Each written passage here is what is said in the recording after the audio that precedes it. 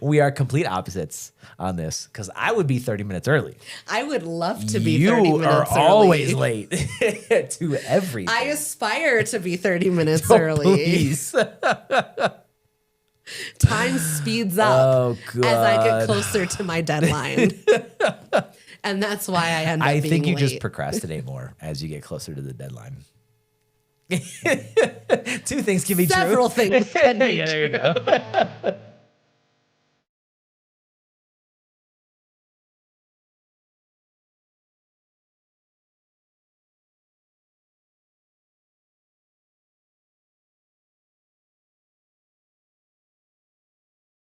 What's going on, everybody? Welcome to another episode of the Rant Files. I'm Nick, and this is my lovely wife and co-host, Miranda. Hello.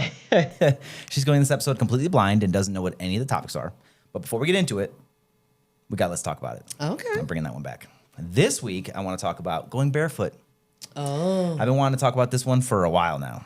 Okay. I think I've talked to you about it before. Off the mic. Yeah. But because if you know me or you've listened to the podcast before, you know we love the Aussies. Uh-huh. Everything about them. But why do some of y'all go fucking barefoot everywhere? Or anyone for that matter. The only reason I bring up Aussies is because like I see them all the time. Like Marty and Michael, I've mentioned them a couple times. And like there's this one video, it's kind of older. And one of them is in the bathroom, barefoot, like a public bathroom, barefoot, in the shitter. Yeah, taking a piss. And then the prank, the reason why this is on footage is because it's a prank. And I think Marty, he like gets like a paper towel or something and wets it. And he like goes up to the stall and he like throws it on him. Or he does something like that, right? That's the only reason why it's on footage. But you can see that he's barefoot. And they even commented on it in the fucking video. And it's like, I've thought about it. That lives rent free in my fucking brain, and I don't understand. It's not just Aussies, but I looked it up, and it is a very common thing for Aussies to do that. They go barefoot in like just I've seen public that a places. lot. Yeah, and I'm wondering if like other places do that. I know it's not very common in the States. If you see it in the States, it's I think it's like some country taboo, shit. or I guess country. Yeah, I suppose even country though. I mean, I don't know. I remember there was one time when we were living in Kansas and I was like driving home somewhere and there was some kids playing like on the side of the street and they were all out there with like no shoes on and I like made a post about it and I was like, hey, these kids are outside playing barefoot. They're right next to the street. Like, I don't know, maybe go check your fucking kids. And then people were like, why are you commenting on them being barefoot? And I was like, have any of you dumb bitches ever gotten a tetanus shot? Because that shit fucking hurts. Yeah. That's why I'm commenting on them being barefoot outside like playing glass. in the fucking street. Glass and stuff, rocks. Yeah. But, I mean, everybody was like, oh my God, why are you talking about the kids being barefoot? They're allowed to be barefoot outside. I used to play barefoot outside when I was a kid. And I was like... it's true, though. Y'all are fucking dumb. A lot of people. I was just... I saw some videos of, again, this is Aussies primarily, but like they're going through like the grocery store and they're just barefoot. And I'm like, this is wild. Because like, obviously like you may have to go to the bathroom while you're out in the wild. You may have to go out, while you're in a store or whatever, right? While you're out and about. And like, you have no shoes on. I don't like public bathrooms as it is. There's no fucking way I'm stepping in one barefoot. I will never go barefoot anywhere public. Anywhere, especially like, because I have a weird thing with like showers. I think it's from the military. Yeah, well, probably. Because like going, traveling with, CTCs or deployments and all that kind of stuff, and you're sharing these facilities with other people, and that's just fucking nasty. So like I've just developed this thing where like I have to have shower shoes if I'm ever in a public setting where there's a shower or whatever. Have to have shower shoes. And like some of these people are just fucking going. Just raw dog in life. I can't with do no it. shoes. I can't. And I just don't understand it. I can't do it. With me, even in our own house, because like 5 minutes on the hardwood floor in our kitchen, my feet are starting to hurt. Yeah. I was going to say, at home, there are times when like, I lose my slippers all the time. I'll just like kick them off somewhere and then I'm like, ooh, I have to go do something on the other side of the house. And then leave your slippers. Next thing I know, I'm like on a whole other floor across the house, don't know where my fucking shoes are. Yeah. But that's really like the only place that I do that. I mean, even like at other people's houses when they're like, oh, can you take off your shoes? Like, I feel weird being like without shoes on at other people's houses and stuff. But, I mean, I get it. I get why you don't want to have the shoes inside. Of course. But, yeah, I don't know. I don't like the whole like in public thing and like outside. I think I've like maybe gone like just stepped outside to the front real quick with no shoes on, or like maybe like slightly out to the back, but I don't even like walk around our backyard barefoot. Hell no. Like all I can think of is like, I just come back to the tetanus shot. That's true. That's all it is like you're going to fucking step on something and impale your foot.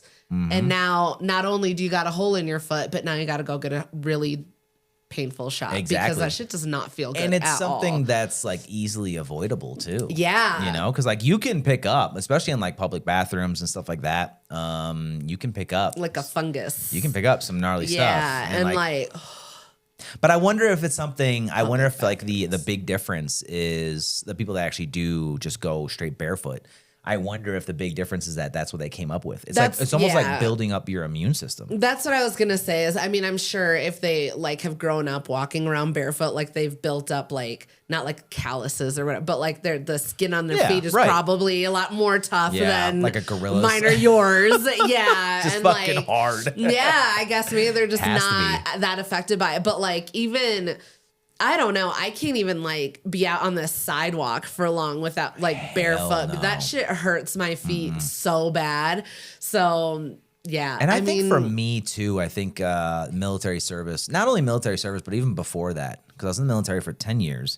Before that, I was really into skateboarding and snowboarding. And so my knees have taken impact for most of my life. Too. I like start feeling it in like every like nook and cranny of my bones. Absolutely, yeah. Like when I crouch down, even though I'm in the gym every day, but like even like my knees are still, because you know, it's like 20 years of abuse of all those physical kind of stuff. Yeah. But yeah, so I'm sure that plays a part in it. The military service kind of and all that stuff kind of wearing on my feet, which probably doesn't help.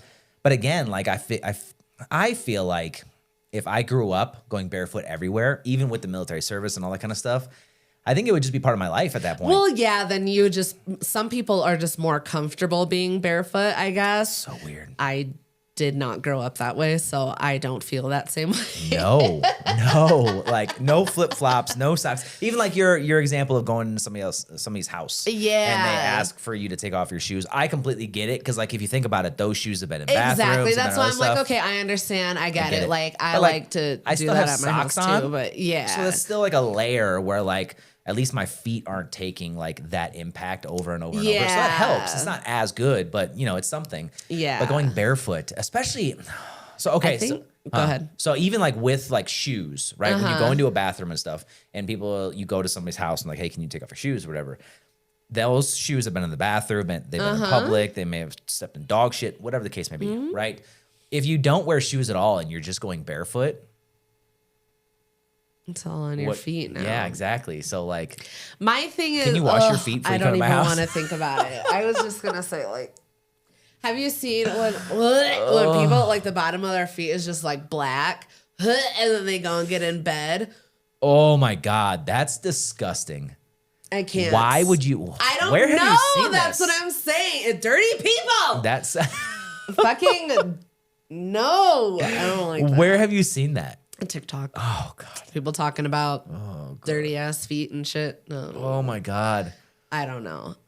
Just black feet. I don't like it. Yeah, from just like walking around barefoot all the time and like I don't like it. I'm not comfortable with it. That's gnarly. I don't like it at all. I don't get it. I mean, I don't prefer to be barefoot. No, so. Not at all. But there's even to take it back to Marty and Michael, like there's I don't know what it is, but like Michael refuses to wear fucking shoes. I don't understand it. This is the same guy that was in the bathroom, right, with no shoes. Because like there's these, they do like these punishment videos, right, where like if you don't make a shot or whatever the case may be, whatever the contest is, if you will, if you lose, then you get like a punishment, right? So one of these punishments that they sometimes do is they kick a ball into each other. So one's on their knees and they're like covering their face kind of thing, and then you kick the ball into them, right? Since Michael doesn't like to wear shoes, he kicks the ball as hard as he can into Marty, right? But then he holds his foot because he's in pain. Why are you kicking with your toes, you dumb shit? No, with his foot. He's kicking it properly, but he's barefooted, so like it hurts because he's kicking it as hard as he can. So like every time he kicks it, it gets more and more painful, and he keeps holding it. And like the punishment's not for you; it's for the other person. Yeah. But you're putting yourself through this pain because you refuse to put a shoe on. And I think there's even one video where I've heard Marty, the one that's getting the ball kicked at him, and he's like, "Do you want some shoes?" He's like, "No, I'm good." So then he goes and kicks the ball, and then he screams out in pain because his foot hurts. I'm like, I don't. Aussies, what is happening? You can't help somebody that doesn't want to help themselves. I don't understand why. I just want to know. I hope there's somebody in the comments that can just like shed light on why. Maybe it's just customary there that like, which is crazy because the other guys wear shoes. Isn't everything in Australia trying to kill you? I mean, wouldn't the point be to wear shoes? That's what I would think. That's what I would. I don't know, but everywhere they go. But I mean, like, obviously from like an external perspective, like from us, right? Obviously, we think that everything in Australia is trying to kill you, right? I mean, that's what they say. Right, but like people that live there, they don't. I don't know if they think like that. I don't know if they like. I mean, I think they're just. Especially if you're walking around barefooted constantly, you must not be too afraid of anything. I don't know. That's wild to me. I don't know. I'm too much of a scary bitch to go to Australia, so I don't know. But it's physically hurting you to not. Literally, it's physically hurting you to not wear shoes, and yet you still don't put them on. Yeah. You want to know something funny? They both have shoes tattooed on their feet. They have shoes tattooed on their feet? Tattoos of shoes on their feet, but they don't wear shoes. Oh, so it's supposed to be like, these are my shoes. I guess so. I don't know. I don't know. I don't fucking understand it. Well, I'm pretty sure Marty wears shoes a lot more often. Because like when he's kicking stuff, like he's not like in super pain. But the other guy, Michael, he doesn't fucking wear them. That's and, like, crazy. I've seen that multiple times. Not only Aussies, like people everywhere. And you even told me a story before about I think it was like some kid running through a field that you saw, like a cornfield or something, like barefoot. I don't know. It was like a show or a movie we were watching or a documentary. No, that was Liver King. Documentary. Yeah, yep, that's right. Yep. They like shot or they killed that cow or whatever it was. Yeah, the bull. And then they like ran through the field barefoot. And I was like, that's a fucking choice. Yeah. You can see like the stalks coming up. And I'm like, you're going to stab your foot. What are you doing? And that's what I mean. Like, I wonder if people are just like used to it where they're just like, I don't know. I don't get, but that's the thing that's where I like have like that disconnect in my brain that I don't get it because I've walked through fields with shoes on and that shit still hurts my feet. Oof. How are you doing it barefoot and you're just not phased? Yeah, maybe they're just. What do you mean? Maybe they're just looking for the stalks. Maybe that's it. I mean, there has to be some kind of logic behind it because they do it every day and they do it all the time. I don't know. And they're not. I don't. Also, I think because I run into shit all the time and trip over shit that I'm like, how do you not? Like, how do you not catch your foot on something? Because that's not foreign to you, but I know, but foreign to the rest of us. I know. That's what I'm saying is that's where I have such an issue when it comes to doing like reckless shit with no shoes on. Because I'm like, that would take a toe off immediately. I'm telling you right now, 5 minutes, toe's gone. I mean, if you're driving, yeah. Yeah, that's what I'm talking about. That's why I'm like, how are you people doing this stuff? How are you guys walking? Yeah. Just with all the confidence in the world and no shoes. Must feel great. I mean, yeah, people, I mean, I don't know if it feels great. It wouldn't feel great on my feet. No, I'm saying just the luxury of knowing that you can do it and you're not going to like lose anything. Yeah. Toenail. Oh God, I couldn't imagine you going barefoot. Up something. Because you would be kicking everything all day, every day. Mm-hmm. Yeah, all your toes would be broken. Mm-hmm. That's actually why I really like the slippers that I have because they're kind of like, they got like that little bit of a puffy edge. So when I do kick shit, I kick it with my shoe and not my toes. And that's why you need shoes. Yes. Oh, God. All right, let's get into some rant or rave. You know the deal. You get 4 choices, and we'll see which ones you want to rant or rave about. This week, we got filming strangers for pranks, influencers making videos for ads only, no content, Oh. Pre-order culture, games, movies, etc. Oh. And public proposal culture. They're all so good. If you need clarification on any of them, I can. Specifically the influencers making videos. If that doesn't make sense, let me know. Oh, God, I don't know which one I can go with the longest. I mean, the freshest one is the public proposals. Okay. I don't think they're a good idea. Why is it freshest? Just because the last thing one you said. Okay.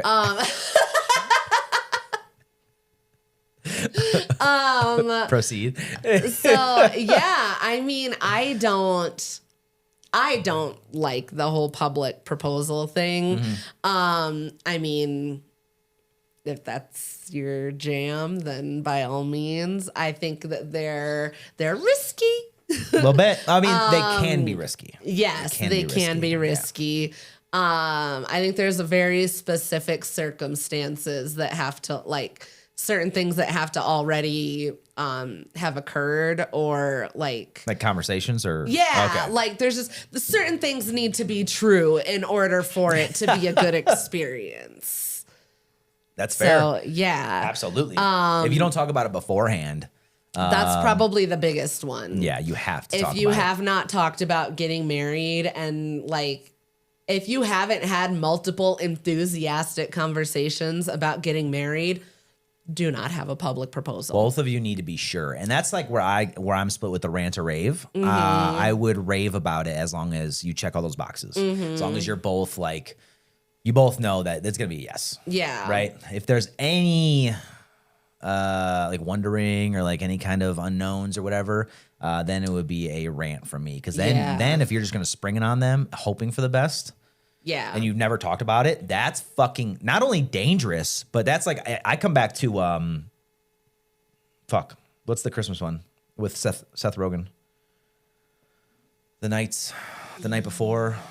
The awkward no, is it the night before? It is the night before, right? Oh yeah, when he proposes on stage in front of Miley Cyrus, and she was like, Miley Cyrus is staring at me. Yeah, that's why I said yes, exactly. So that's the exact same thing right there. Is that he did a marriage or a proposal with Miley Cyrus on stage, which Miley Cyrus in the movie, Miley Cyrus is the person that he's proposing to. That's her favorite artist. Yeah, it's a whole thing. Yeah. But still, it's a public proposal, and she's like, on the spot. She's like, and Miley Cyrus is staring at me. She's like, fuck no. That right there. I'm trying to think. I was trying to come up with a list of all the things that need to be true in order for it to be a successful public proposal. I don't know if there's multiple. I have one. I have one, and that's just a conversation to have a warm and fuzzy that both of you want to do this. There's a yes. What else would you put on the list? Does the person that's being proposed to, do they like shit like that? Do they like public displays of affection? Okay. Do they like having attention on them? Yeah. Anything like that? Are they more of kind of a private person? And, are they kind of chill and maybe don't like big displays and things like that? Or they don't have big reactions maybe people would expect. And so that's why they don't like things like that. Or, I think I just lumped that into the same conversation, but you're saying it's different conversations. Yeah, because boxes. you can still want to get married, but not want to have a whole huge thing. That's fair. So they agree that yes, uncommon at all. We want to get married, but then if you don't have a warm and fuzzy or you don't have a clear understanding of how they want to be proposed to, could be an issue. So if you want to do this big announcement on the what is it, the Jumbotron, and this person is I don't like big things, I don't like to be the center of attention, then you're making the wrong move. 100%. Yeah, so definitely you both need to not only just say oh, I want to get married, you want to get married, actually have a real conversation about how you foresee your marriage going. Yeah. And I don't mean just one either. When I say you need to have multiple conversations, there needs to be at least 5 different conversations before you decide to do this. So yes, wanting the marriage, having a clear understanding of what you want in that marriage, knowing how you want to be proposed to, who you want to be involved with the proposal. That's another thing too. Is it somebody that wants their family and friends there, or do they want it to be a private thing? So it really goes into the how. How and where, essentially. Yeah. Okay. Like, and then I'm trying That's to think fair. of what else there would be. I felt like I was trying to like come up with a list while you were talking and I forgot some of it. But well, some of the stuff that I would tack onto that list, if you really want to take a step further, is because you mentioned like what they want out of the marriage and stuff like that. That takes it a step further. If we're just talking just the proposal aspect of it and not so much like the marriage part of it, if that makes sense, right? I think that would shorten the list, because if you put in the, like, what do you want out of the marriage, then, I mean, there's so many different factors that come into that. Other conversations that need to happen, like a clear understanding of how many kids, do you even want kids, stuff like that. But just the proposal, I think that it's a shorter list. No, I think that you should have all of those conversations and you should be clear on all of that stuff before you even propose. Absolutely. But no, just this conversation, though, is just the proposal bit of it, not the whole thing. Oh, I guess I just figure that goes into... No, I mean, that's just the way I see it, is that, like, if we're not clear on all this other stuff, then don't even bother proposing. Oh, absolutely. That's just... how I see it. I feel like it would be, like I would hate to be in a relationship with somebody and they're like, oh my God, I want to marry you. I'm going to go, because, you know, some people spend a ridiculous amount of money on rings and they go and spend all this money on ring.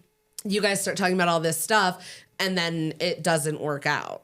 Like, that's kind of a waste. Oh, of course. Yeah. I think that's like 50% of, I have to look that up. I mean, I don't know. But yeah, it depends on how people. Some people will do it. It's like 3 months' salary on a ring or some shit like that. I'm talking about the divorce rate of it not working out. Oh well, yeah. I mean, if you guys break up before getting married, that's honestly best case scenario. That's true. Save you a shit ton more money. That's true. You might lose out on some deposits. Yeah, that's true. But it's cheaper than a divorce. I will always be a fan of the courthouse. Oh, absolutely. I tell everybody, I'm like, just go to the courthouse. Yes. Because like the most successful, like long lasting relationships that I know of, they were done at the courthouse. I mean, yeah, I know other ones that they've like had the whole like wedding and stuff like that. But one thing that I've noticed, it seems like that when people seem to like focus a lot more on the wedding than they do like the marriage, it doesn't typically last. No, hell no. Or like if they get all like caught up in like the optics of the wedding. Like, I don't know, you can just almost kind of tell when people are like too concerned about the wedding and everything, and everything all becomes about the wedding. And I'm like, you don't that's one day that you're you have like a life together after this. Like, maybe focus a little bit less on just the wedding and some more on like life after the wedding. I mean, I didn't have a big wedding, so what do I have? I guess maybe I don't know what I'm talking about. But I mean, like a lot of people that I've known that we've run into the last 15 years, that a lot of them had big weddings. Most of them are divorced now. Quite a few, you know. So I wonder if that's kind of a true opinion. I wonder if that's true. I what mean, you just said. I think there's a lot of things that tie into the reasons for divorce, but of course, I mean, but what you said though, not focusing more on and being more focused on the wedding and the kind of adrenaline rush that goes into that and all that kind of stuff, and not focused on like, okay, what's gonna happen afterwards? Yeah, you know like you can almost kind of tell when people are more like focused on like, oh my God, I finally get to have this wedding, versus like, oh, I get to have this like long-term relationship. I wonder if that even comes a step back before the wedding. I wonder if proposals have the same kind of influence. I wonder if you're like, the adrenaline rush, the excitement. So like, you're not even thinking about like post proposal or wedding, maybe not even wedding. Maybe you're not even looking past the proposal. Like that's your 50-meter target. That's the only thing that you're worried about. That's the only thing you're excited about. And you're not thinking about anything else. That's a dangerous game, especially when you do something like this, like the public proposals and stuff like that. Because then like you just want to do this spectacle and this big thing. And like, if you're not thinking about what you're follows, more concerned about the event and not like everything that happens after that. So exactly. I mean, that's why I've definitely gotten a lot more of like a skewed view on weddings anyway. So that's just me. I mean, And we definitely meet eye to eye on this. I don't know if I know not a lot of people do, but like big weddings are just I don't agree with them. I don't think they're a good idea. I used to. I definitely used to be like, oh my God, big weddings, they're so great. And like now I just don't feel the same way. No. I don't know. Like it's not to say that I'm like not excited for you getting married. Like that's cool and all, but like I just think a lot of weddings are a waste of money. Especially like if you're going to rack up, $50,000 worth of debt just for this one party. Well, because it's because the wedding industry is just so fucking ridiculous. Mm-hmm. Like, I mean, I was telling you about how I read this whole article of people that like how they saved money for their wedding and stuff like that. Or it was something to do with weddings and how expensive they are. And somebody was like, I called this floral shop and told them I needed an arrangement for my wedding bouquet, and they quoted me like $700. Oh, that's right. Yeah. And then I called back later and told them that I needed a bouquet just for like something like a birthday or something like that, and it was like a fraction of the cost. It was like maybe $100 or something. Insane. And I'm like, the amount of times that I've seen shit that they're like, don't go to this place and tell them that you're looking for a venue for your wedding. Yep. Don't tell them that you're looking for food for your wedding. Don't tell them you're looking for, obviously you can't hide a wedding dress, but like certain things. And it's just because the crazy markup. Yeah. I wonder if that's due to like a lot of people either having somebody else pay for it and they're just like, yeah, I'll just pay for everything. So like, that's why they can get away with it. Or they have somebody else coordinating it. So like they know they can get away with the upcharge because I don't. What do you mean? Are you talking about the vendors? Yeah, why they do that, why they get away with it, and I think that's because people pay for it. That's what I'm saying. That's the reason for it is like somebody else is paying for it, so they know that they can get away with this crazy upcharge. Whereas like if you contact them and you're like, hey, I need a flower arrangement for like a birthday, there's not anybody really coordinating that for you, and there's probably nobody paying for it except for you, so they can't get away with that upcharge. But because the wedding industry is so massive and like it's such a huge industry where other people are either coordinating for you and they're getting this stuff, right? Or they have like, mommy and daddy are paying for it or whatever. Maybe that's how they get away with the upcharge for the wedding stuff. I don't even think that it's about somebody else paying for it. That's the fact that like people get so fucking wedding brained and they're just like, oh my God, I want everything to be perfect and wedding, and I'll pay whatever. So it's this perfect prince day. And like, it's one fucking day and you're spending so much money on it. But they get away with it. And I don't agree with it. That's insane. That's why. The upcharge for that. Yeah, I'll never regret not having a big wedding. Just because of how expensive shit is. Like, I would rather put that money into like a honeymoon. Yeah. I don't think that I would have ever been able to justify spending all like the amounts of money that some people do spend on weddings. Yeah. I just don't think I ever would have been like, yeah, this is worth it. I would much rather do a wedding like we did. Yeah. Right, courthouse kind of thing. And then take that, if you were going to spend, $25,000, $50,000 on the original party or whatever, just take that into a honeymoon and just take that Honestly, trip. There were even times when we were planning our wedding and I was like, do we need to invite people? Like literally true. I was like, we can just jump to the fucking courthouse. It's like, we don't actually have to have people over. Yeah. We don't have to feed anybody. That's true. And that wasn't even that expensive. It was like, what, maybe $400 for food? Yeah. But still, I was like, is that necessary? Uh-huh. I still don't think it was. Like but an elope situation. We could have eloped and absolutely. Whatever. Definitely. It would have been a lot of drama with the family, which is why we didn't. But there's a bunch of people that didn't show up anyway, so it's okay. Did you like any of these other ones? What were they? I forgot. There's filming strangers for pranks. Oh, I hate that. Influencers making videos for ads only, no content. I think that one is very interesting because I keep seeing that. I don't understand how are they getting the views to do the ads if they're not making videos for anything else? What I've seen, no. So what I've seen is that these, and I'm not going to point out any names, right? I've just seen it, and it kind of it kind of bugs me, but I'm not the person to jump in somebody's comments. I'm just going to keep scrolling because not everything's for you. So there's these influencers, and they've created a huge following. They're hilarious. Great videos, great content, stuff like that. And I don't watch the full video, so I don't know if they get back to their content in these videos. But what I see and why I scroll so quickly on them now is that, like, you know, they're selling some kind of cleaning, like Lysol. Like Lysol spray or Lysol wipes, right? Interesting. And it's just weird to me because, like, your followers followed you for your content, for your like I said, they're hilarious, they're great, they seem to be great people, right?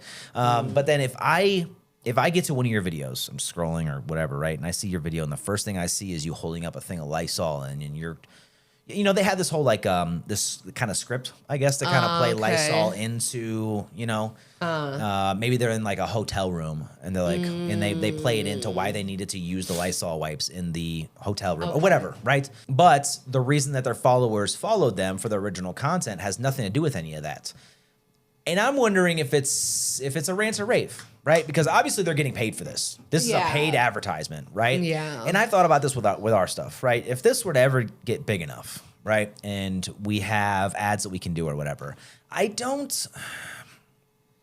obviously it depends on the price tag, for sure, right? If somebody comes up to us and they're like, hey, we'll give you $100,000 to do this, I don't think anybody would turn that down. It depends on what the product is. Of course, I'm not going to sell out for some money. Obviously. But I mean, you would be, if somebody puts $100,000 in front of your face, there's probably a lot more that you would advertise than you would in this current moment, right? Yeah. So I get that aspect of it, but I wonder when it's like, and not to say that these people are selling out, I wouldn't say that, but I'm wondering when it becomes selling out behavior, because, like, you created this huge following, you had these hilarious videos, and then all of a sudden, so, like, let me explain this real quick before we move on, right? I understand the ads within content, right? So, like a podcast. Yeah. And then, like, you know, Tom and Bert, or, you know, Two Bears, or whatever, your mom's house, whatever, right? And, like, yeah, they, like, read the ads in between. Yeah. That's different because the reason that you have these followers, they're still getting that content. Right? Yeah. The reason they followed you. So I get that. But if the first thing they see is you holding up this Lysol thing and, you know, doing this pitch for the sale, when does it become selling out behavior? You know what I mean? Like, why? I didn't follow you for this reason. I didn't follow you. And personally, I hate ads within podcasts. I tune it out. I don't even fucking pay attention to what you're saying, right? I know you're getting paid for it, and that's great. I get why you're doing it. You're making money doing it. I understand it. But, like, that's within your content. So I'm still getting the content that I originally followed you for and that I know you for. Yeah. But, like, if all you're going to do is get on and be like, hey, this is our partnership, and the first thing I see is, again, if the ad is within your content, then it's a lot less cringy to me.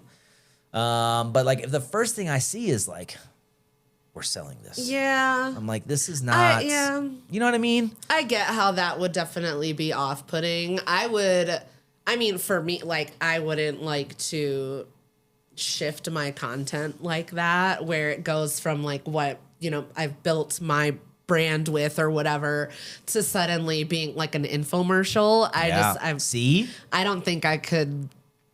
I don't think I would like that. I don't think I would like to consume that kind of that kind of content. No, whatever. not at all. You're a salesman at that point. Yeah, that would just kind of annoy me, I think. And now that we're talking through it, what I kind of just thought about is, like, so take TikTok, for example, right? You build up this huge following on TikTok, right? You're an influencer on TikTok and you have all these followers, all that good stuff. And then all of a sudden, like, you go from that, say they're like, they're funny videos, right? Just entertainment based. And then all of a sudden you start, like, your videos turn into this TikTok shop thing, right? I think that's a brand change that I don't understand, because now you're turning yourself into an infomercial, like you said. Yeah. I mean, I guess I wouldn't do it. I don't understand the rationale behind it, I guess. Or, like, yeah, I I don't know. It's not something that I would do, and I don't particularly enjoy that content. Like, I don't sit and like watch TikTok shop videos anyway. I scroll immediately. Unless it's like those leggings. The leggings always get me. But it's just because I'm always like, oh, I'm gonna get a pair of those leggings one of these days. I still haven't. But yeah, I don't know. It's just not my thing. No. And also, like, I don't understand why you would shift from the content that's keeping, because everything's all about hooks, right? Everything's all about short form content. So like, you need the hook, right? And it just doesn't hook me, like the TikTok shop stuff, or like, you know, these influencers they go from their entertainment based content, and all of a sudden they're an infomercial. Now they have this partnership with Lysol there's been definitely times when, like, if I started following people for one thing and then they like shift their content, I'll just unfollow. Yeah. Like, I'm not into that. I followed you for this thing or whatever. And like, I mean, I don't think I've ever been like, I'm not following you anymore because I don't like, I just leave. Of course, they're not going to notice anyway. Not going to leave your fucking, I don't care if you know or not, but like, I just don't want to see, I don't want to see this content anymore. Yeah. So, you know? I guess, that's, I think that's really why I just don't have a whole lot to say about it, because when I don't like it, I just move on. Yeah. Yeah, I suppose. So, but I don't know. From a content creator perspective, yeah, I wonder when it's like okay and when it's not. And in my opinion, right? So I'll give you my rant to rave, right? So the rant for this one is your followers follow you because they like your content, not so you can sell them dish soap. And then the rave would be they pay us really well. So like, I get both sides of it. And then also the other thing that kind of shifts it from a rant to rave for me is how it's delivered. There you go. And if it's delivered how it usually is, at least in my opinion, what I've seen is like in a podcast or in a long form kind of content. That's what I was gonna say. If it's within that, then like my followers, you know, whatever, they're still getting that content, but then I'm still kind of, you know, I'm still making that money. Whereas like my content is not going to turn into marketing. The delivery is a big one. There's this couple content creators that I follow on TikTok, and they don't always do ads and stuff, but when they do, like, you really almost can't even tell that it's an ad right away because of like how they do their videos and stuff. Those ones I like when it's like they like make a skit out of it or something. Your viewers and your followers are still getting that, but then you're still kind of looping in that that ad. Yeah. So definitely I think I'm going to stick with that. Delivery. The delivery is what does it for me. That's fair. What were was that it? No. So the filming strangers for pranks was the first one. The pre-order culture, which I have a huge fucking issue with. I don't really understand. Should we save it? It's fine. We can save those too. Okay. We'll come back next week for it. Yeah, because I feel like I could go on for a bit. Save both of those. Pre-order culture, I could go on for a while. Yeah. I don't. It's fine. It's fine. It's fine. All right, time for our first Am I the Asshole? So this story is titled, Am I the Asshole for Not Playing Dumb on a Double Date? This happened years ago, but I told the story recently, and some of my friends acted like I was an asshole. I used to work with this girl, Chelsea, who would tell me that she always thought I would be a good fit for her friend, Nicole. Each time she said that it felt like she had no idea we've had this conversation before, and I was actively getting better at navigating the conversation. For example, I had gone from, is she cute, to what do we have in common? And she had gone from her eyes rolling to telling me that we're both tall. Chelsea is very attractive, and her friends match, including this stereotypical, very attractive, tall blonde named Nicole. And I really wanted Chelsea to follow through with setting us up, but she never did while we worked together. Fast forward a few years, and I run into her again. Chelsea is working at this high-end liquor store near my office, and I see her from time to time. She mentions Nicole again, says we would be a great fit, and this time I really push for the setup. She tells me the same spiel about how Nicole is also tall. We have the same sense of humor, and she's a waitress at a nice restaurant nearby, as well as other interests. Chelsea even tells me that she remembers one day I chatted her up about The Walking Dead at work, and after work, she was hanging out with Nicole, who basically repeated everything I said earlier. We exchanged numbers, and later that day, she tells me a time and a place. The plan is for Chelsea, her fiance, Nicole, and myself. I creep her social medias, and it's pretty obvious she's wildly out of my league. The morning of, she tells me we need to postpone. It sucks, but it happens, and we schedule it for the following week, same place. I come prepared, new haircut, new outfit, study the menu, everything I could think of to put my best foot forward. But I'm introduced to a very different Nicole. This Nicole is short, fairly overweight, and works at a daycare. I can tell from everyone's reaction that I am visibly disappointed. I decided to go through with the date, but I just keep bringing the conversation back to what I knew about her, asking questions like, when did you get bored of The Walking Dead? How long have you been a waitress? And oh, Chelsea mentioned you guys have been friends since you were kids. Chelsea was trying her best to talk her way around it, but Nicole was visibly upset. The girls went to the bathroom, and the fiance asked me what the fuck I was doing, and I told him that Chelsea obviously meant to set me up with someone else. He said she did, but Nicole kept asking to postpone and clearly wasn't interested, so she found someone else more in my league. I gave him a sharp look, and he followed with, okay, she found another Nicole. So I come back to the question. Am I the asshole for not playing dumb on a double date? What the fuck? What? Nicole number 2. That is so fucked. Oh my God. Now, I will say. Oh my God, that poor girl. Oh my God, that's so fucking mean. And I will say, the beginning of the story, I didn't change anything. None of the verbiage or anything, right? How he started this was kind of confusing with how he kind of worded how the whole thing started with, them being tall and all that. But it comes full circle at the end and you fully get. Nowhere in that story did I know where the fuck we were going. Oh, yeah. That's why I liked it, because in the beginning, it was just very random. Every word is exactly how he wrote it. And I wanted to keep it like that because it's very chaotic in the first half. But then in the second half, it's all just holy shit. This just steamrolls. What the fuck? So this. Oh, that's so funny. I'm just what do you think? Chelsea, what the fuck, dude? Just Chelsea? Yeah. Okay. You were talking up your friend Nicole all this time, over and over and over and over again to this dude. And then you set him up with a girl who's also named Nicole, but is nothing like the girl that you've been talking about. Complete opposite. Who does that? That's so poor Nicole that showed up, because she was obviously had no idea what the fuck was going on. I'm sorry. That's so fucking mean. You take one girl who is like, oh, she's obviously out of my league. I'm sorry. You make her sound like she's a fucking supermodel. And then you bring in this other girl who you're like, she's obviously overweight. That's so mean. That's so fucking mean. And it's funny because the three, so I always every Am I the asshole that we do, I always pull 3 comments. Mm-hmm. And they're usually kind of in the same realm.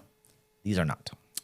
There are 3 different wild opinions, but I wanted to see your opinion and your verdict before I read them. You're not the asshole. Chelsea's such a fucking asshole. I feel so bad for Nicole. This is interesting. I feel really bad for Nicole. Okay. I can't get past it. Okay. I need to hear these comments because my only reaction is, what the fuck? Do you need any part of the story again, or you just want to go to the comments? Just go to the Okay. Just go to the comments. So everyone sucks here except the new Nicole. Yeah. That's 1. 2, this is crazy. I think justice for OP all the way. You guys have no empathy or sympathy for him at all. Guy was gaslighted, lied to, and brought into a situation so ridiculous he couldn't believe it was actually happening. Bro got straight fucked. Next one is, you're the asshole. This new Nicole didn't deserve to be embarrassed. That's not on you. That's not on him. What was your verdict? You're not the asshole? Not the asshole. Chelsea is. He's, yes, you could have. I will say it was asshole behavior for you to still ask her questions in reference to the other Nicole. You know damn well that that's not the same person. Stop acting like you're fucking obtuse. Come on. That's where you're the asshole. Okay. As far as where being in that situation and no. Poor Nicole. Oh my God. Justice for Nicole, because this is some bullshit. I think I actually saw that as a hashtag. Yes. Hashtag justice for Nicole, because this is some bullshit. Nicole number 2. Oh, don't call her Nicole number 2. That's not her fault. Nicole, you're number 1 in my heart. I'm sorry, girl. That's so mean. Oh, God. So the question is, am I the asshole for not playing dumb on a double date? And your verdict is not the asshole. No. Okay. What were you supposed to play dumb about? So My opinion, are you ready? Yes. My verdict is everyone sucks here. 100%. Because he didn't need to go about it this way. Exactly. Right. So yes, that's a fair verdict. Though I don't think he's the asshole, but he is one of the assholes because once this girl came, was kind of put in front of you, there's certain things that should have happened before you were just like, because like how I took it when I first read the story is that like, you start asking questions to a person you know damn well is not the same person. So like, what was your intent? What was your goal? Yeah, why did I feel like if your point was to make it obvious that Chelsea lied or whatever, you did it the wrong way. You did it by putting Nicole in the middle, and you shouldn't have. Yep. She had nothing to fucking do with this. She's just a pawn in this bullshit little game that you're playing with your friends. And I don't. And another thing too is that like I think he's intentionally trying to. I don't know what the intent was, but one of the things that I flagged was that the questions that he asks. When did you get bored of The Walking Dead? Because that's what Chelsea had told him that they bonded over, kind of bonded over. At least they had similar interests, right?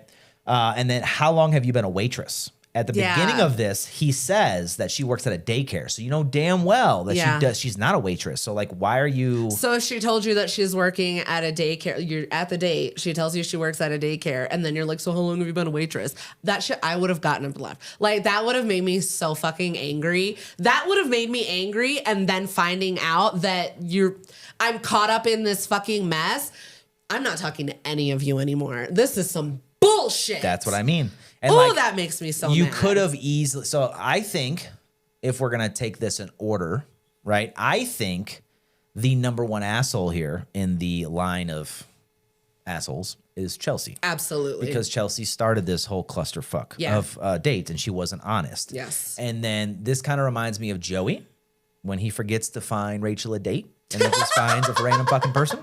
This is kind of that, but it just didn't end as well. No, that was Phoebe. That's Phoebe. How that's she right. meets fucking Paul Rudd. Yeah, exactly. So, but this obviously didn't work out the same way. But like I said, there's other things. Even though Chelsea wanted to be the first asshole in line, right? You could have followed that with other actions and not this, right? So that's why there's multiple assholes here, right? And that's why. And then also the fiance, he's also he's in the third spot, the third asshole spot. Yeah. Again, why I think everyone sucks here is because he said, "What the fuck are you doing?" Yeah. Yeah, the girls went to the bathroom, and the fiance asked me what the fuck I was doing, and I told him that Chelsea obviously meant to set me up with someone else. He said she did, but Nicole kept asking to postpone and clearly wasn't interested, so she found someone else more in my league. I gave him a sharp look, and he followed with, okay, she found another Nicole. So he's another asshole because, like, why did the three of you let this get so far? Because I agree. Yeah.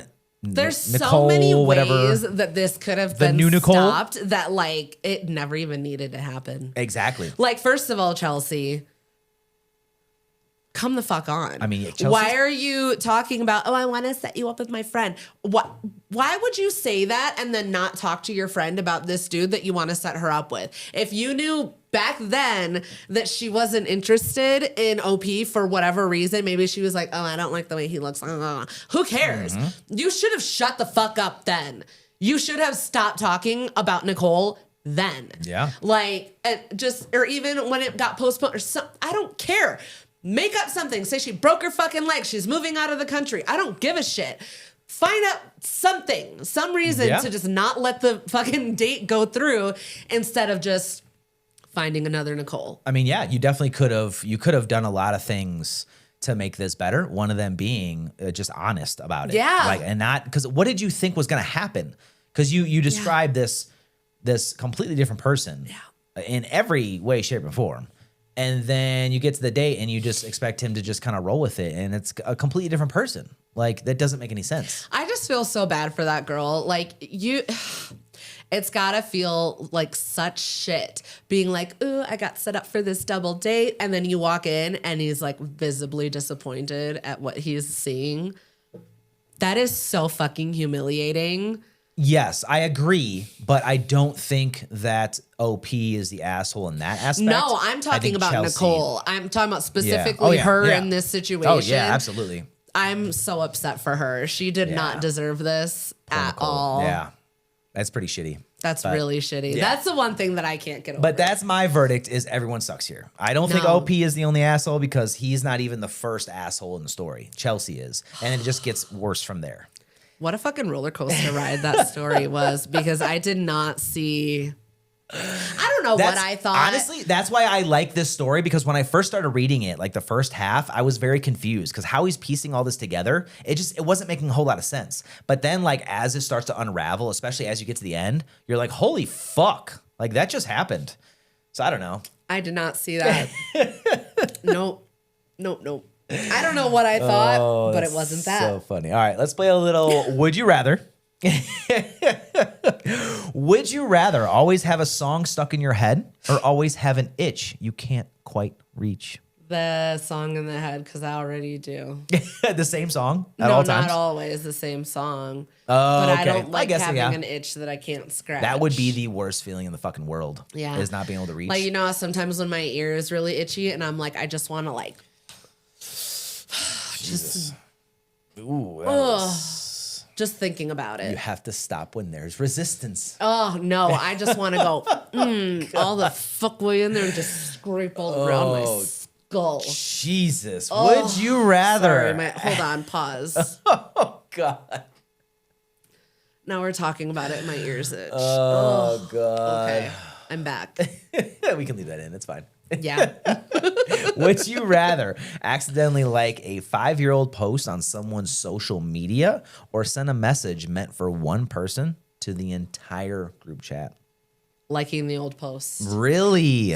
That's surprising. Interesting.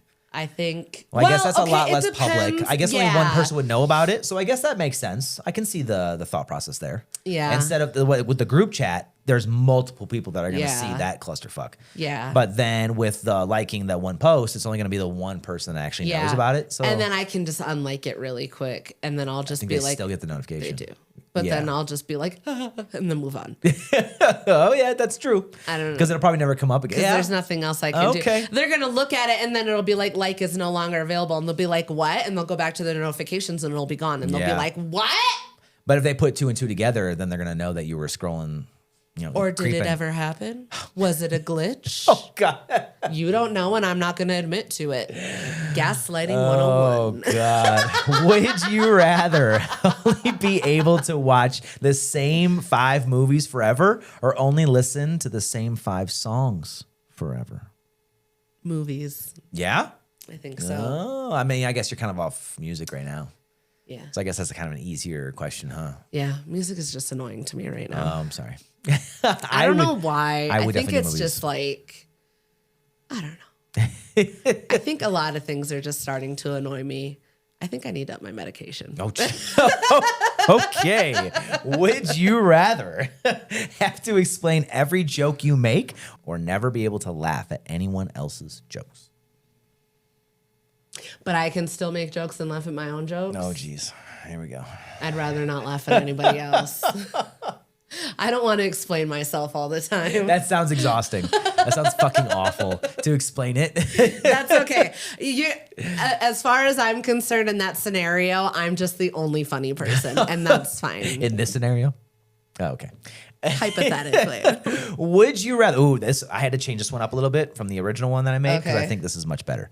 I think this will be a head scratcher for you, hopefully. Okay. Would you rather give up caffeine forever or give up Mexican food forever?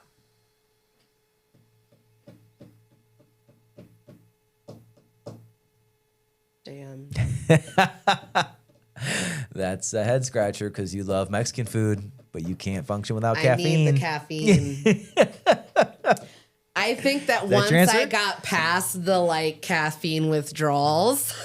Oh, you're picking the food. I would pick the food. I want the food. Oh no, not me. I know. I'm just thinking about a caffeine headache though. And then how many you have to go through to completely dump caffeine, and then how exhausting, like with our schedules. I'm dropping really the food. I need energy. I need caffeine. I can get energy from tacos. I think they're more likely to put you to sleep than wake you up. And you get energy from the nap, okay? I'm picking the food. Tacos are going to be your caffeine now? Oh, God. As for me and my house, we will serve tacos. I'm picking the caffeine for sure because I don't want those fucking headaches. Oh, I know. Caffeine headaches are a bitch. But just life without tacos? That sounds pretty depressing. Oh, I've lived more of my life without caffeine than I have without tacos. So you're going with tacos? I gotta keep the tacos. Oh, God. A true Mexican. Would you rather always Would you rather always be 10 minutes late or always be 30 minutes early? We are complete opposites on this because I would be 30 minutes early. I would love to be 30 minutes early. You are always late to everything. I aspire to be 30 minutes early. Please. Time speeds up as I get closer to my deadline. And that's why I end up being late. I think you just procrastinate more as you get closer to the deadline. Two things can be Several things can be there you go. Would you rather live somewhere that is always extremely hot or always extremely cold? We're talking like Sahara compared to like, I don't know, Antarctica. Antarctica. Yeah? Yeah. I think I'd much rather be cold than be hot. You can always put more shit on. I feel like I get like irrationally angry when I'm hot. Yeah. It's not even irrational. I know exactly why I'm angry. I mean, because I'm fucking hot and uncomfortable. And it's like if you can't escape it. Sensory overload. That's like how I felt in Vegas. I mean, I was in a good mood, but you did the strip in the middle of the day. It was also So. But just being like still, I was like, there's just always like a layer of sweat on me. Mm-hmm. And I was like, if I was here for like any other reason, I would be so fucking pissed right now. But I was there with my favorite person to see the Backstreet Boys. So I was like, it's fine. Everything's fine. I will move on. Yeah. But that was only for a day. Imagine actually like living somewhere. I don't like being hot. No. No. And like you can only like being cold either. You can only take off so much before it becomes illegal. So yeah. And even if you do take off everything. No, at that point I was like, I feel like even if I'm standing here nude, I'm still just gonna be like, that's actually worse. Just hot and sweaty and like. That's why people that actually work outside, like in that kind of environment. Oh yeah, they like full coverage. They're covering every inch of their skin because then it's cooler on the inside than it is with the sun being on you. So like, makes sense. No, I don't do well in the heat. I mean, so I'll take the cold. I'm down to move to Alaska whenever you are. So, would you rather have the ability to instantly learn any skill or instantly forget any bad memory? The skill. Yeah? Yeah. Oh, okay. Yeah. I think I would too, for sure. Yeah. The ability to instantly learn any skill. Yeah. I mean, yeah, I suppose. I guess. Because learning a new skill is so much more exciting and it'll just eventually replace the bad memory. And it's also a lot more useful. Useful. Yeah, exactly. You know, that's what I would definitely do. Yeah. I got plenty of bad memories. I can always learn new skills. That's true. One of those skills could be forgetting that bad memory. Yeah.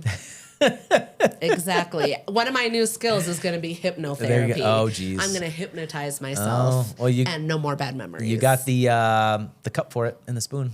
Oh, I did! Would you rather always have to speak your thoughts out loud or never be able to say what you're really thinking? Would you rather always have to speak your thoughts out loud or never be able to say what you're really thinking? Sometimes I think not nice things. That's true. But sometimes what I'm thinking also needs to be said. You got to pick one. One or the other.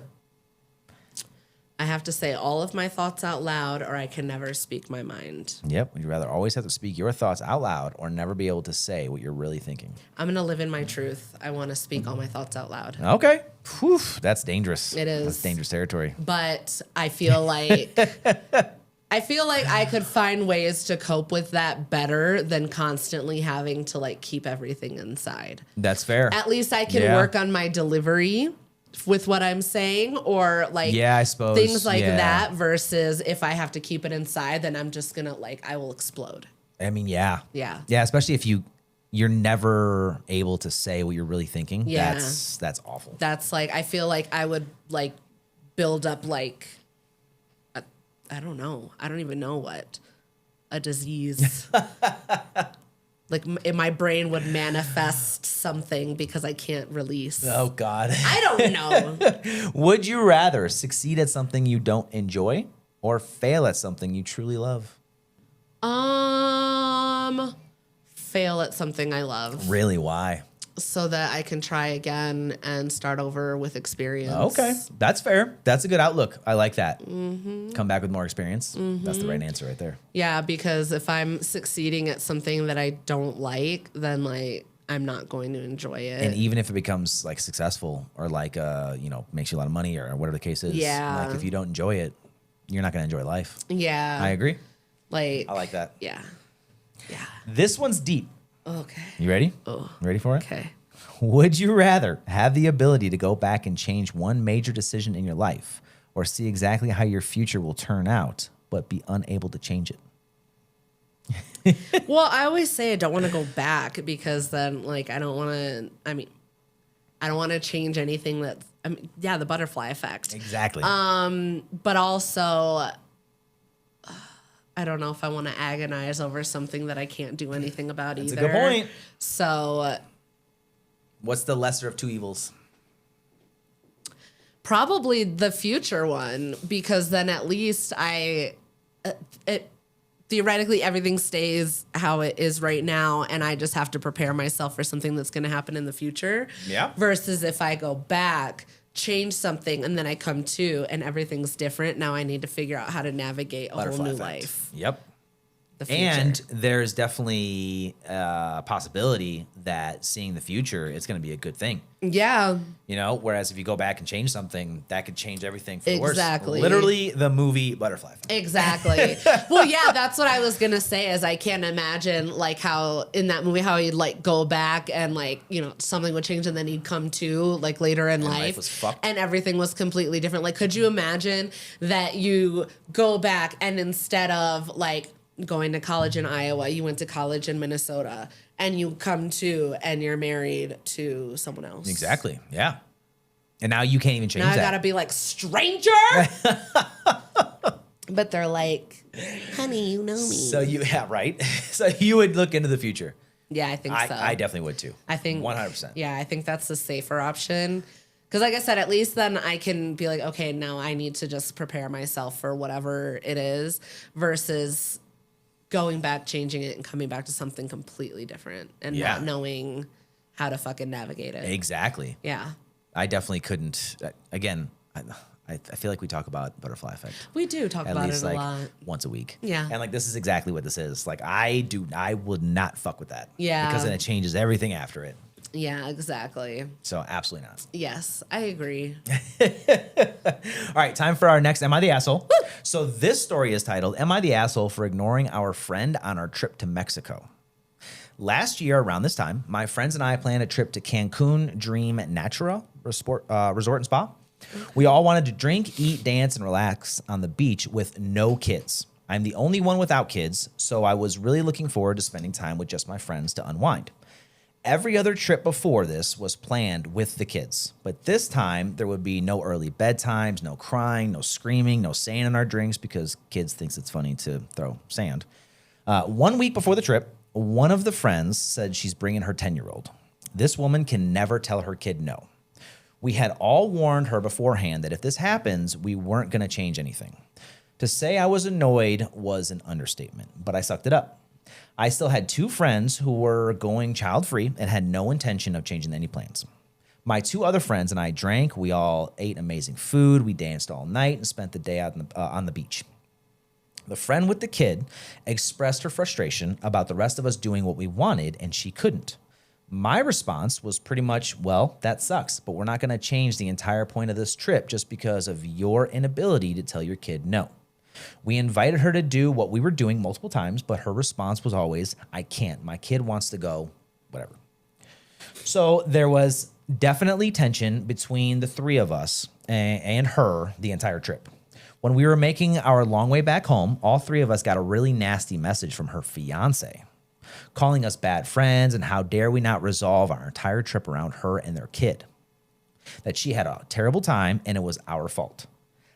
I was like, pardon? That was pretty much the last straw for me. Now, I never tell my friends how to parent their children, but their daughter is so nasty. She is so spoiled, and like I stated earlier, she has never been told no. So you can understand how entitled this child is. My other friends are a lot more reasonable when it comes to their children. Their children are polite, have a general understanding about boundaries, and they behave very well for being 8 to 10 years old. My text back to him was pretty much, we made these plans a year in advance, expecting us to be fine with the fact that you guys dropped it on us, that your child was coming a week before we were leaving, and then expecting us to change everything and cancel all of our plans because you guys can't tell your kid no is not fair to us at all. That is a you problem, not ours. I'd understand if something came up and she had no choice but to bring her kid. Shit happens, people cancel, but that was not the case. Her fiance was home the entire time, and her grandmother was looking forward to watching her granddaughter. But her kid freaked out about not being allowed to go on the trip, and they couldn't tell her no. Now, her and her fiance are super pissed. Were we in the wrong here? No. Parent your fucking kids. What do you mean? I hate that shit. It's like, I don't know. I picked this one because it had a ton of votes. There was like 9,000 votes. Yeah. People love this story. I just don't understand. Like, there's so many things I want to say. It bothers me so much when people have such like a lack of boundaries with their kids. And then they're like, I can't. Why not? Grow the fuck up. Be a parent. Yes. What do you mean you can't? You're the adult. You're the one that's in charge. No, you fucking can and you should. Yeah, and this is you're dumb. No, you're a terrible parent. I'm sorry. If you don't tell your kids no and you let them do shit like that, you're a terrible fucking parent and you're about to release a hellion into society. Exactly. And you should not be having any more kids. I hope that you and your fiance don't have any more fucking kids. Honestly. No, I hate that shit. And like, that just, I don't know. That's honestly like one of my biggest pet peeves when it comes to kids is when like people act like they can't do, like, just tell them it's an adult only trip. Well, they did, but the kid freaked out. Tough tits. Because you never tell the kid no. Yes. Like you have to. Like, that's one thing. I just don't understand that. I don't see any excuse for it. I think that's some of the dumbest shit ever when people are like, well, I can't tell my kid no. And then, like you said, you're going to release that child into the wild with this mentality of they're never told no, and that's going to be fucking ugly. It already is ugly. I fucking hate kids like that. And you know what? And it's not even specifically, like, not even anything against those kids. I hate kids like that because of their shitty parents. Parents. Yeah, exactly. But yeah, Be the adult. whole like, and then also, what kind of train of thought was it that you were like, hey, I'm going on a girls trip. This is going to be an adult trip. We obviously have plans to go out. We're going to drink. We're going to dance. Ooh, let me invite my 10-year-old and everyone's going to be fine with it. That's a good point. In what world do you think that your friends would just be fine with you unanimously deciding to change your child-free trip? A week before To now what? Your child wants to what? Go fucking... I don't even know what there is for a kid to do in Mexico. I went to Mexico once, and like we went on a big ass slide and rode a donkey. I can tell you right now, my mom was probably happy to put me to bed at night. Like I mean, yeah, exactly. What the fuck? There's really no reason for it. No. Your friend's a fucking moron. Especially since this has been on the calendar for a year. And then the last week, you're like, oh, I'm going to change it up real quick. I would have ignored both her and her kid. I don't give a shit. So your verdict is not the asshole? No. Okay. Don't invite her anywhere else. I got 3 comments, and everybody was on the same page with this one. Yeah. I mean, there's no split decision on this. Maybe the comments will. We'll see. But the first one is not the asshole. So the whole family is entitled. How charming. Yeah. The audacity to drop a kid on a child-free trip last minute and then get mad when y'all don't rearrange everything around them. Yeah. Wild. Distance sounds healthy. Yeah. I like that part. Not the asshole. You've probably lost your friendship with this person, but it sounds like that isn't a big loss at this particular point in time. No, I would absolutely not want to be friends with someone who can't, like, if you can't manage your household in that way, then like I don't have. And you had 2 people to watch the kid, the grandmother and the fiance. Yeah. And still, like I don't know. Yeah. No. Tell your kids no, it's healthy. It'll prepare them for the real world. Yes. Honestly, like that's just so ridiculous to me for people to be like, oh, but they're so sad. Oh, they're not included. Tough shit. Exactly. That's life. You're not always going to be included on things. You can't always do the things that everybody else does. Especially if this is an adult activity and you're not an adult. Yes. You're not fucking invited. Yeah. Why do you as a 10-year-old want to go hang out with a bunch of fucking adults anyway? Exactly. And why are the adults letting this behavior continue? No, I absolutely, like I said, I would have ignored you and your daughter. Fuck both of you. You're both on my shit list because you're fucking annoying. And really, when I'm saying it about your daughter, it's just an extra on there for you. True. It's really not even about the daughter. Yeah. It's about you. Yeah. And your daughter's a problem her because of you. to be like this. So, yes. Anytime 100%. I have a problem with a child, it's because of their parents. That's fair. All right. Time for the feel good for the week because it's important to know that there's still good shit happening in the world. So this story is titled, Wife Used Find My iPhone to Locate Husband Buried in an Avalanche for over 4 hours. Oh, my God. Yep. A wife used her Find My iPhone feature to guide search and rescue to the location of her husband who had been buried in an avalanche. Michael Harris was skiing the Big Chief Bowl at Stevens Pass Ski Resort in late February when the snowpack suddenly gave way beneath him. He was caught in an avalanche and was reduced to try and use a swimming motion to guide himself narrowly around a boulder before he was buried. A sensation he described as being like encased in cement. That's fucking terrifying. His life was immediately saved by the fact that he remained upright.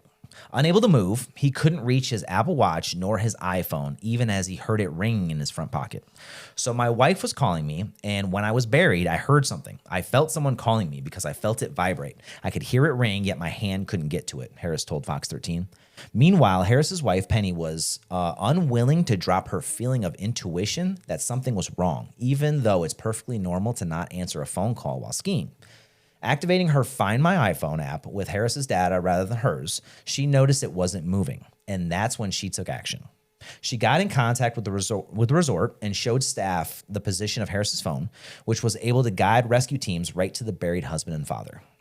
I was inches away from the thing that could save my life, but I just couldn't get there. And yet, because she knew how to use Find My iPhone, I'm here today, he told Fox.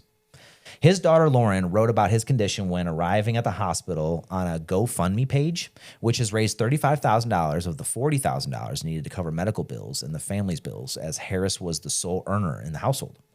He was hypothermic with a temp in the high 70s, very low 80s. That's not great. That's not good. After various labs and imaging, my dad sustained a contusion of his lung, pneumonia, injuries to his kidneys, and a right tibial plateau fracture. Damn. That sounds fucking gnarly. Recovery was estimated to be 14 to 16 weeks if all goes well. It is a true miracle that he survived and didn't sustain life-altering or life-threatening injuries, Lauren said. I have been thanking God since the incident that he is still here with us. Surviving an avalanche often depends on luck and preparation. Is there someone who knows where you are, like Penny, who will become concerned if they don't hear back from you, or if they hear on the news that there's been an avalanche? Regarding luck, the position in which one is buried and whether or not they've sustained injuries make an enormous difference. Experts recommend curling up in a ball from the moment the avalanche takes you. So you're just a fucking ball rolling down. Yeah. This not only helps you shield your vital areas from impacts with debris, but can sometimes leave you buried with pockets of air between your limbs that can extend your oxygen supply under the snow significantly. Nice. Another recommendation is take a big breath, as big a breath as you can. Close your mouth to stop snow filling up your throat and put your head between your arms to create an air pocket. Fucking hell. If you've been buried completely, it can be hard after the force of the impact to even be sure whether you're facing down or up. A trick to figure out which way you're facing is to let spit roll off your lips. That's what I was going to say. Up will be the direction opposite of whichever part of your face it dribbles down. It's not very dignified, but if you're able to move even a little, it could save your life. Regarding movement, if it's clear you can't move whatsoever, and if there's even a small chance someone will come looking for you, the better course of action is to not move, as there is limited oxygen under the snow, and frantic panic movement could cause you to asphyxiate, as the carbon monoxide we exhale accumulates right in front of your mouth. From safety equipment like the Avalanche device will actually extend oxygen supply if used correctly. Although some doubt that anyone would have the wherewithal to take out all the plastic tubes and put it in your mouth while caught in an avalanche. Probably not. But the best way to survive an avalanche is, of course, to know when the snowpack is at risk of sliding and to stay away from avalanche zones. Oh, that's so fun. That's so scary. Isn't that insane? Just put yourself into a ball and just roll. That's insane. God, can you just being buried alive? I don't want to think about it. But his wife absolutely saved his life because it's very common to obviously not answer your phone while you're on the slopes. So the fact that that intuition, something about it. Yeah. But it's the women's intuition. We know things. Before we wrap up, we want to let everybody know. We want to hear from you, whether you agree, disagree, have some topic requests, or maybe you have your own Am I the Asshole or even a feel-good story. We want to hear about it, so feel free to drop a comment, send us a direct message, or email us. Yeah. Anything you want to add before we wrap up? I don't think so. Yeah? Come talk to us. Did you like this one? Yeah, it was fun. Good. All right, that's it for us. Don't forget to like, share, and subscribe, and we'll see everyone next week. Yay! Okay, bye. Okay, bye.